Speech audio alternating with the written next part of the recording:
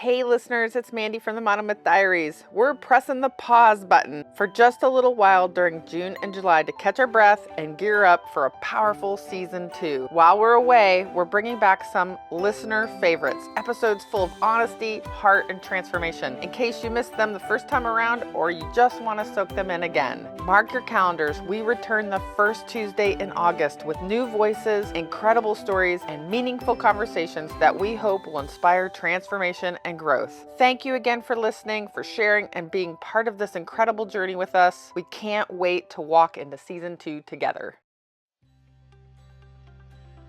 Hi everyone, and welcome to the Monomyth Diaries, a podcast where ordinary people get to share their hero's journey. I'm Mandy. And I'm Karen, and we'll be your hosts. We'll discover powerful insights, critical moments of growth, and much more. Thanks for joining us. We all have a monomyth to share, and someone out there needs to hear it. Welcome back to another episode of the Monomyth Diaries. It's a take what you like and leave the rest podcast.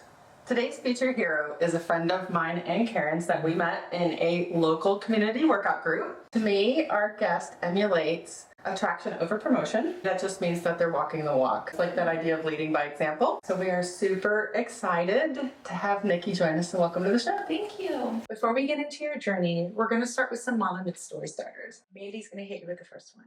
What's your favorite movie snack? Don't throw something at me. I don't really snack at the movies. But if I did, I probably would do chocolate covered raisins. Whoa. But I don't snack. Somebody else said chocolate covered raisins. Was it you? Your husband, maybe? No, my husband would snack on that. I'm sorry, that's my kryptonite. I'm just No, not your favorite? I can't. Not your Chocolate covered dry fruit. So do you not snack at the movies because they don't have food you like? Probably. Okay. Also, most of like the snack food at movies is very unhealthy. Mm-hmm. And I'm an integrative doctor and like trying to lead by example. Like I just don't snack on junk. All right, good for you. But if I did, yes, I would pick chocolate covered raisins back in my heyday. Yes. Once upon a time when I was doing a lot of racing, I would sneak carrots into the movies with me Okay. in my purse. Because I wanted to snack. Yes. But like I And said, not eat junk. not eat junk, so I would eat carrots. Yes. People hear this like, It's crunchy, just like popcorn. yeah. And at least you don't get the clean And you're packaging. not making a mess. So Nikki, if you could have any job for a day, what would it be? It's funny, when I was growing up, I wanted to be an aerobics instructor / bus driver / bagger at the grocery store. My mom was really excited about these aspirations of mine. But I always thought being an aerobics instructor would be so fun with the little like microphone. And I kind of get to do that through the community workout group where you get to lead workouts. I'm kind of living my dream Nice. every week. Yeah. Nice. All right, dogs or cats? 100% dogs. Do you have Yes. a dog? I have 2 dogs. I know you said you weren't going to get talking about your dog, but You don't want me to talk about my dog. You won't like me very much if I talk about my dogs because they're terrible dogs and they weren't so cute. I would have given them away a long time ago. But Oh no! Yes. What kind of dogs are they? they're Morkies, so half Yorkie, half Maltese. And I never grew up with like little dogs, and they're little and they're yappy and they like drive me insane. So, but they're very cute Okay. and my children love the dogs. Oh, good. Yes. You're a good mom. Yeah. Keep the dogs. Yes. My big dogs, too. My dog barks all the time. Okay. Makes me crazy. Yeah. So that's why we can never record on Thursdays, because the lawn crew comes and my dog barks all day. Oh no. Yeah. I did tell my daughter when her first year in college, when she has her own apartment, she is taking the dogs at that point with her. So, but we'll see how that goes. We're just reading until then. Yeah, that's right. That's right. What is your favorite holiday tradition? Oh goodness. My favorite holiday tradition. I would probably say on Christmas Eve, we have been going every year to a place called the Grotto, and we do like a Christmas Eve lunch with whoever wants to come in our extended family. And it's awesome because it's kind of like round tables. And so you just really get to visit, and it's just, we have like an open pizza oven, like fire going. And so you can actually hear each other talk because it's like a carpeted flooring, and we just have the best conversations and just getting our hearts ready for Christmas Day. It's like very close to our church, so we did that, and then we go to like the 2:00 Christmas Eve service. What is or would be your go-to karaoke song? That's a tough one. We've been listening to a lot of Whitney Houston in our workouts lately, so I might be really good at doing I Want to Dance with Somebody. Okay. You get to wear your microphone. That's right, wear my microphone. What is the first concert that you have ever attended? So the very first concert I ever attended was a Switchfoot concert that I took my husband to our very first year of marriage. And I had actually never been to a concert prior to that. I knew he loved the band and I wanted to take him to that for his birthday. What's your favorite indulgence? Probably some kind of French baked good, like chocolate croissant or something like that. Have you been to the French bakery? Yes. Very nice. That's my cheat because I don't do gluten. So maybe once a year I'll go there and have a cheat day. Last question. What is your favorite TV series? We just finished watching The Middle, but probably Modern Family. That show cracks me up. I have not seen that. Oh, you haven't? It's on my list. I was going to say, I might have to put it on the list now. You might have to. The very first episode is hilarious. You feeling comfortable?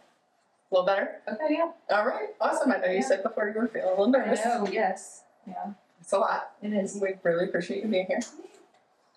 So you mentioned a long time ago when we were in the workout group together, Yeah. a little bit about your journey, and which is how I got to know some of your story. Yeah. And I remember us talking about the book Mere Christianity, and it hooked me. I know that your journey began in your late teens. So can you share a little bit about that with us? Sure. And it's funny because I don't even remember what I shared at the workout that, you said, kind of touched you. But, I would say my journey probably has been going on my entire life. And it's my journey with God. I think when I was I was 12. I did not grow up in a Christian home. So, we went maybe occasionally Christmas or Easter to church. But when I was 12, my mom really wanted me to know who Jesus was, but she couldn't really share that with me, and neither my father either. And so she sent me for 2 weeks down to Florida to go stay with my aunt, who she knew was a believer. And so my aunt took me to her church and she shared about Jesus. And so that was probably the first time I kind of got a full explanation. Really looking back was just God's providence then, because starting in probably junior high is when my world kind of fell apart as I knew it. And so looking back, it's interesting that right before that time, I actually was introduced to who Jesus was. There was a little seed planted. Yeah, that I didn't know before. I grew up in my early childhood, and honestly, I think it was just pretty idyllic. I had parents, that were both at home that I felt loved by. I had my best friend down the street. We did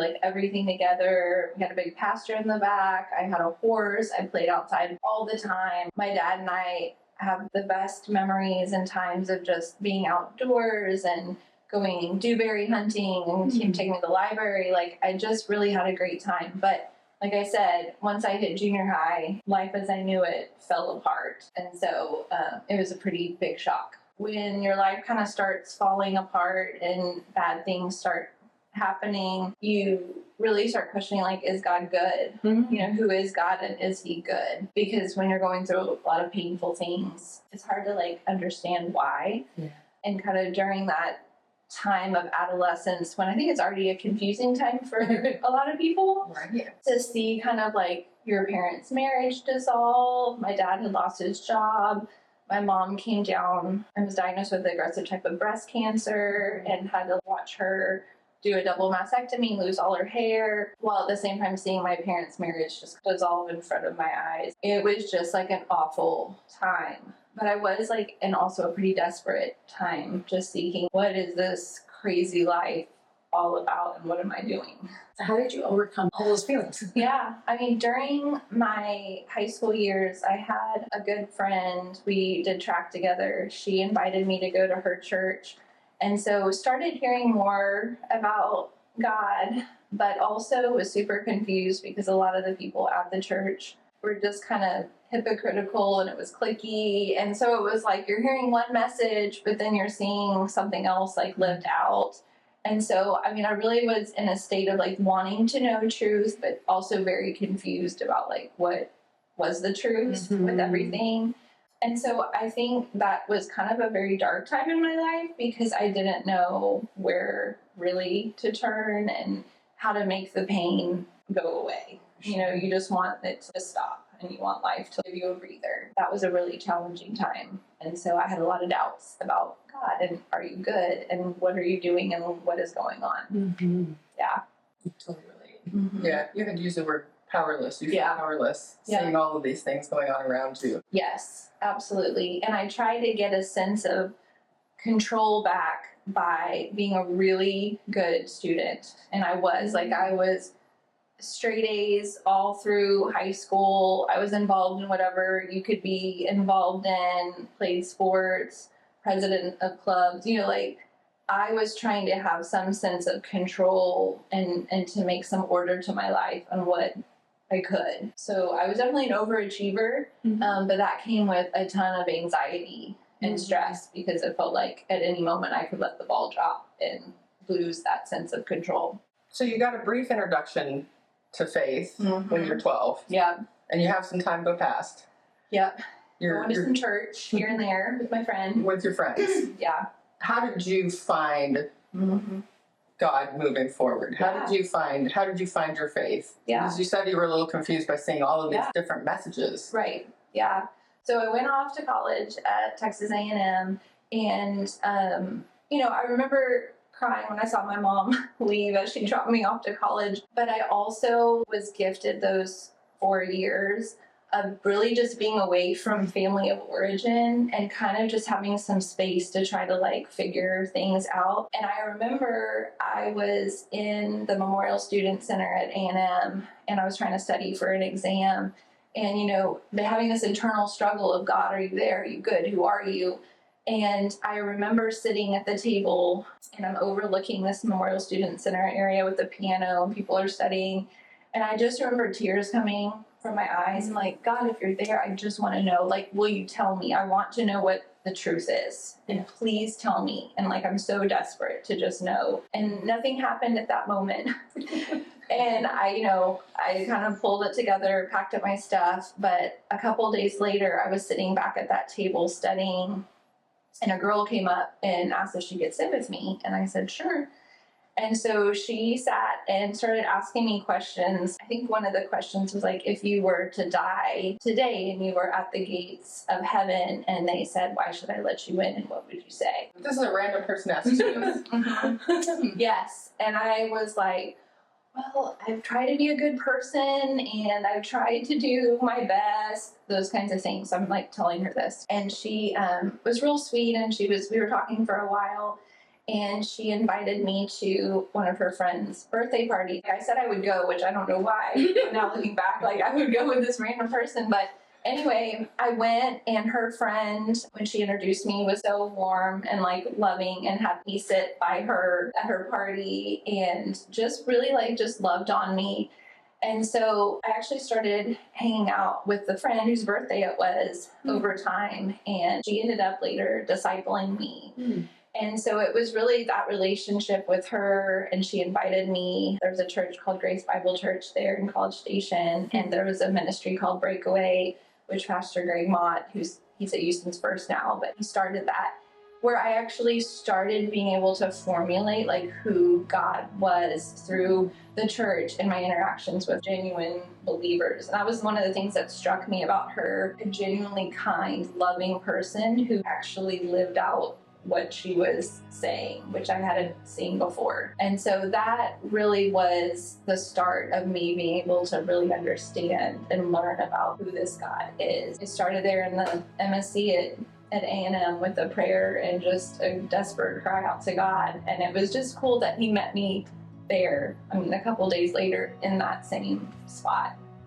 I heard you. That's incredible. Yeah. He showed up. He showed up. Wow. Yeah. Okay. You hadn't shared that part of your story with me before. I love that so much. Yeah. Oh, goodness me. I'm just blown away because that's very moving, and just to see God answers. Yeah. Sometimes doesn't answer what we want to hear. That's right. But he answers what we need to hear. And he doesn't answer usually when you want to hear it either, just immediate. But yeah, it was his way of saying I hear you and I heard you and I'm meeting you right where you cried out to me. And this is happening your very first year of college. Yeah. So for those next 4 or 5 years, Yeah. you continue to attend the same church Right. with the same friend. That's right. Yeah. And so I had opportunities to be discipled. So I was in a small group. I think there was like 4 other girls. And so we would meet once a week all together to do a Bible study. And then I would meet once a week with her, Heather, just for accountability and like, how are things going? How's your quiet times? How are you doing? It was a great time of growth for me with the Lord. Yeah. Well, would you say this was the time when your feelings were starting to change? Yeah. It's interesting because God was showing me so much. I learned just so much about who he is and who I am and who he created me to be. And it was a process of him slowly, like I mentioned, the control, like trying to control things. And there was so much anxiety and fear. It was a process of him taking me through letting go, honestly, of the things that I was holding on to give me a sense of security and a value. And I mean, I still to this day think he's doing that because I'm hard-headed, and so I keep going back to like old patterns.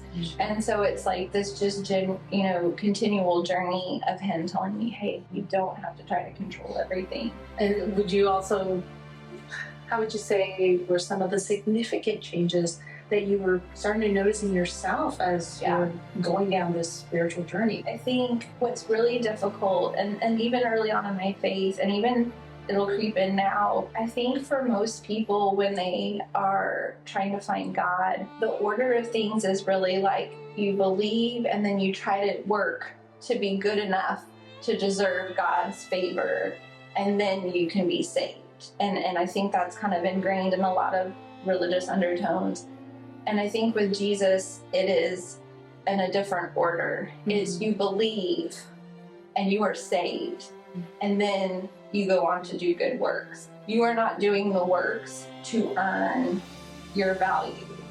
And that was like understanding that God was telling me, like, I don't need you to do anything to be loved by me.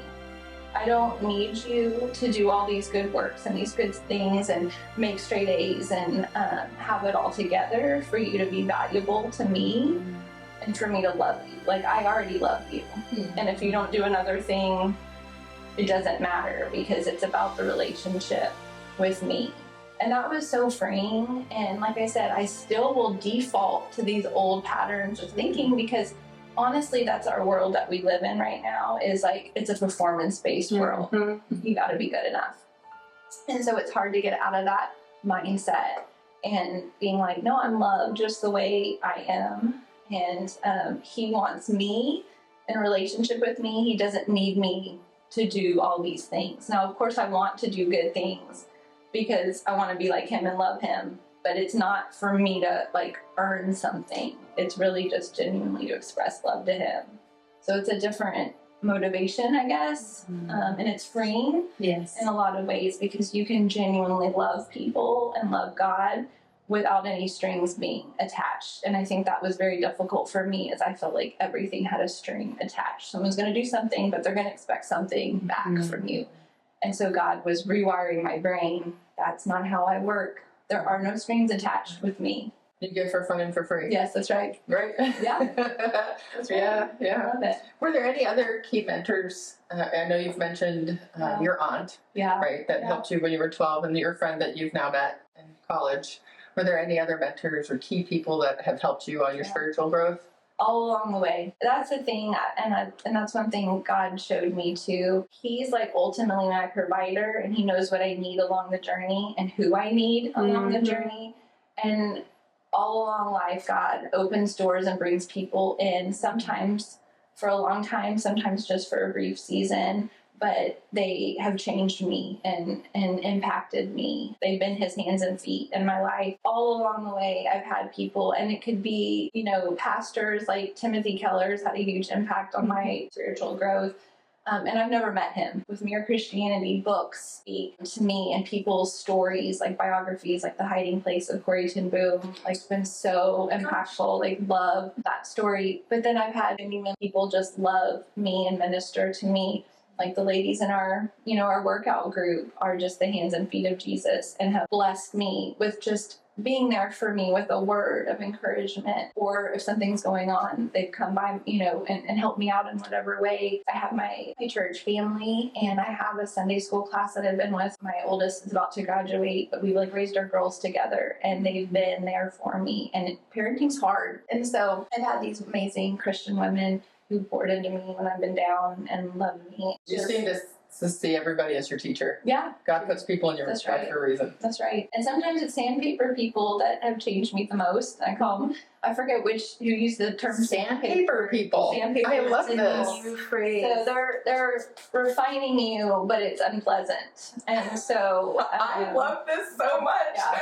That's why I love doing this show. I learn so much, and I hope that our audience is learning sandpaper people. Yeah. It's a new one. Yeah. And so you need sandpaper people in your life too to help you grow, because if you only have people that are just loving on you, encouraging all the time, it doesn't stretch you too much. It's very easy to be loving with loving people. Yeah. It's the people that are like really annoying you or trying to control you or all these things that really takes you depending on God to show love and mercy and grace and challenging that. people. Yes. It's actually scriptural, because as soon as you said sandpaper people, it was the scripture that came to mind was this iron sharpens iron. Absolutely. So one person sharpens another. That's right. And it's so cool to see how you really built this incredible community and spiritual family. Yes. And and it's humbling too to remember you're someone's sandpaper person. I remember that too, as I trying to have grace for people. Yes. God always reminds me, hey, you're someone's sandpaper person too. So, how you're treating them, remember that. Right. And then having sandpaper people makes me remember to pray for them. Yes. Yes. That's right. Yeah. Oh my gosh, how homely. You need to put that on a t-shirt and a card. Yeah. That's right. That's actually an amazing reminder. Yeah. Something like, I even love sandpaper people. Or I'm someone else's. I'm your sandpaper. Were there any other big milestones in your spiritual growth that you can recall? So I'd say milestones. One of the big ones was doing a mission trip my senior year of college, and my Heather, who discipled me, really encouraged me to take this step, of faith, which is interesting because it was right after 9/11, and flying on a plane long distances was a little scary. It was an amazing trip. I got to take it with some amazing Christians, and you were sharing your faith, and it was humbling as well because a lot of the people were like, oh my gosh, I've shared about Jesus, and people are accepting Jesus and coming to the faith, whatever. I didn't save a single person. At least not that I knew. No one said they were coming to the faith from what I shared. For a while, it was a great learning experience because I felt towards the end man, I've been a failure. I've been an absolute failure. Nobody came to the faith because of what I shared. And it was a great growing experience because God was you're not responsible for the results. You're responsible for being faithful, and you're sharing my love, and whatever happens, that's on me and people. Those relationships, it's not about you. And you don't have any power to save anyone, which was super humbling and freeing too, that I'm not responsible for saving anyone, nor do I have the power to save a single person on this earth. But all I can do is just share my story and what God's done for me. But it was freeing to have that at the beginning of kind of my faith, and that I don't have that pressure on me. And I feel that's what God's you carry so many things and so many burdens and worries. I'm constantly saying, give it over to me. You're not responsible for that, So it was freeing. Can you share a time then where your faith was tested? I would say probably this year. It's been a rough fall in that my daughter is a senior and she turned 18 in September. And so that's always hard when you have someone who's an adult who's living in your house for another year. There's a lot of dynamics that I just really wasn't anticipating or expecting. And also it's just coming to accumulation of on her 18th birthday, I'm looking through these pictures of when I held her in my arms when she was born, and here we are 18 years later, and she's supposed to be launching soon, and really feeling this sense of, again, going back to maybe I haven't done enough. I don't think I see the fruit of what I thought I would see at this place in her life, and and it was hard, and I kind of was beating myself up. Where did I kind of veer off? Where could I have done better? And I felt when she was born, even before she was born, when I was pregnant with her, I was praying for her, and I felt God give me the word wisdom for her, and like have prayed that throughout her life. And some of the choices that, you know, she's made in this probably past 6 months, I wouldn't, you know, identify as under the, you know, banner wisdom. And so I was just like, Lord, I feel like, where did I go wrong? And he's like, you've not gone wrong anywhere. Like, I mean, we've all gone wrong lots of places, but he's like, I'm in control of this, and I have your daughter, and I've had her since before she was ever born. And that word that you heard that I spoke over her is still spoken over her, and I will take care of that coming to fruition in her life in my timing and my way. And so you can just trust in my promises. And so that was been a struggle this year, to just be like, I trust you, Lord, and I trust the word you gave me. And despite what eyes can see, I'm going to trust you and not like what I can see right here. So That's surrendering yeah. yourself. And it's hard when it's your kids, it's your babies, because, you know, you just want so much for them. Right, surrender is hard. We just talked about this in the workout group the other day about, you know, surrendering your child at this age. You know, they're on their own path. You got to give them to God. That's right. But I'm a slow learner, and I was telling them that I just keep taking him back. You know, and then have to give him away again. Then take him back. It's so hard. It is hard. Yeah, and I'm sure we'll constantly be in that struggle. And like, Lord, help us, teach us. Our thick heads, help teach us. I always say having kids is the greatest test of faith anyone could have, because I think it's easier for people to walk into combat than it is to let go of their child. Yes. Because it's incredibly difficult. It definitely is. So your journey, I know you said began when you were young. It's probably been 25 years. How do you feel like your perspective, thinking back to that young person who was just getting to know your faith to today, how do you think your perspective has shifted? The one thing that's comforting for me now that I do know is that this is a blink of an eye, this life that we're living right now, and there is all of eternity of perfection. I don't have to have perfection right now and have it all together and all figured out, and that's freeing. I think that's all the questions that we have for you. So as we close today's first episode, I want to thank you. You're so authentic. I just love the account of your journey of faith. Your reflections offer hope and connection. I know that your story has touched me so much, and it's changed my life tremendously on my faith walk. I really appreciate that. To our listeners, we want to thank you for joining us. We want to make sure that you tune in for Nikki's second episode, where she's going to share the boons and the gifts of her hard work and how her journeys transformed her life in such meaningful ways. Thank you. Thank you for joining us on the Monomyth Diaries. If this episode resonates with you or someone you know, we'd love for you to share it and spread the inspiration. Don't forget to follow us wherever you get your podcasts or on YouTube to stay connected.